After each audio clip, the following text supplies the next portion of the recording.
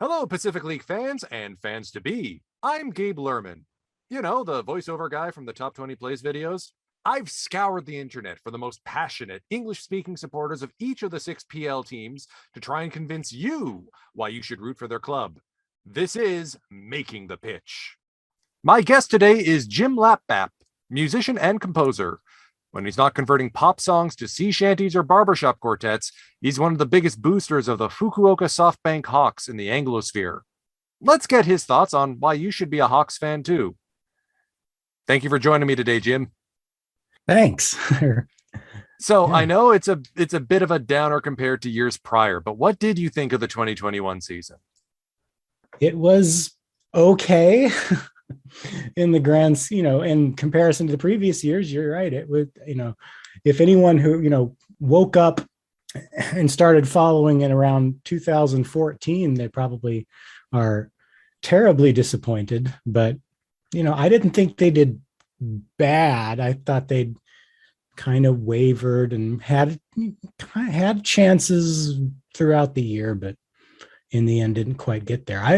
I guess on paper they looked really good because they had, I want to say they had the best pitching and one of the best hitting teams on the Pacific League, but it apparently didn't score runs when they were supposed to.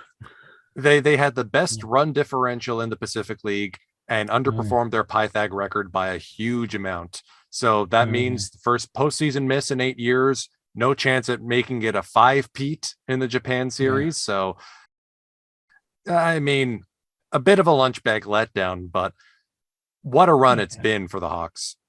Oh, yeah. I mean, and I am a fan from literally the beginning of their Fukuoka tenure. So I'm really laid back. And so when they didn't make it, I was kind of, sarcastically like, oh, darn.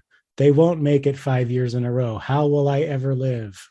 Completely spoiled rotten by this team in the recent years. Even if it was a bit of a downer from previous seasons, did you still have a favorite moment to point to in the 2021 season? Probably the moment I liked best this year was the combined no-hitter. I think it was Carter Stewart started it and a couple of relievers finished it.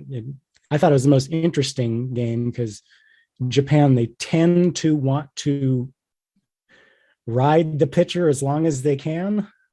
I don't know if they may not do this as much as they used to, but if a pitcher had a no-hitter going, the pitch count was thrown out the window. And so, but I guess with Carter Stewart, they were extra careful. And so, if memory serves, that also means the Hawks have the 2 most recent no-hitters in the Pacific League because Kodai Senga had the most recent one. So I was, when Senga, if someone said, who is going to throw a no-hitter for the Hawks, I'd say, I'd say Senga, of course, because he has the stuff to do that. So would that make Senga your favorite player, or is someone else higher up on your list? My favorite players tend to be not the best players. If I had to pick one right now, I guess it would be Akira Nakamura, who is kind of a roving first base DH outfielder. And it's kind of a weird, almost a petty reason in that he throws left-handed and is a fielder, and so do I. That's just about the reason. And he's kind of like the, I don't want to say scrappy, but kind of like that. So he's a persistent player, someone who keeps trying and succeeds more often than not. Fans of the Top 20 Plays videos have certainly seen Akira Nakamura's plays at first base for certain, because when he's playing first, you don't really worry too much about the defense over at the right side of the infield. They're kind of trying them out at various places, kind of shifting both of them around, because I know Kurihara started out as a catcher, but since Kai is pretty much the rock there. Only 5 straight Gold Gloves, but who's counting? Yeah, and the cannon. So I remember a Japanese person came up to me after a game and said, "You like?" Because I had a Nakamura jersey on, and they said, "I've never seen a foreigner with a Nakamura shirt on." And I said, "Thank you. I don't know." So with that view forward, who should North American fans keep an eye on for 2022? Any breakouts in the making? Well, the 2021 breakout was probably Kurihara. He's been on their radar, and they know he's got a good bat, but they've always been trying to figure out where to put him in the field. And so if he can settle into a role, he might have a pretty good year next year. And the Hawks have churning out of middle relievers who can, a new person every couple of weeks who you say, whoa, where did this person come from? So there's that to look out for. Any of those middle relievers who come in. But yeah, I would say Kurihara's probably got the biggest upside. Maybe Uebayashi is due for a comeback because I believe he hit 22 home runs in 18, and he was young. He was pretty young then. So we'll look. Maybe you can watch for Imamia to make a little bit of a comeback because I think he's been injured off and on the last couple of years. He definitely had some highlight reels that fans of the Top 20 Plays videos have seen. So. Oh yeah, if people know him from the Top 20 plays, it's he's definitely a regular. So you've hinted at it through some of your other answers, but I know that this is going to be the longest response to my interview here. How did you become a fan of the Hawks? All right. Well, way back when, my parents moved to Fukuoka in 1989. That was the same year that the Nankai Hawks moved to Fukuoka.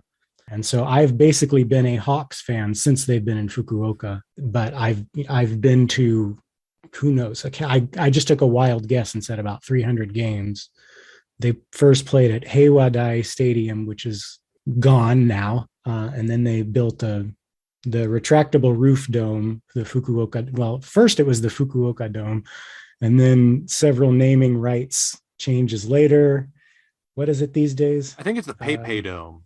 PayPay Dome, yes. I lived like a 10-minute bike ride from the Fukuoka Dome, and so we joined the fan club, and then I was a fan club member all through the Dome years.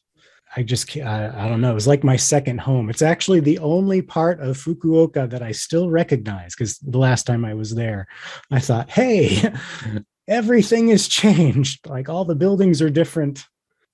We lived kind of close to there. So it was just really convenient. And I went absolutely every time my parents would let me. As a kid and a fan club member, I got in pretty cheap, and the Hawks were pretty bad in the 90s. So, it was never any trouble getting a ticket, although they did sell out quite a lot for being a 4th to 6th place team. So you've shed the tears. You've watched this team grow and blossom. Now it's the most important question of them all, Jim. Why should fans cheer for the Hawks like you do? It's time to make your pitch. Well, the Hawks have been pretty good. They've been successful.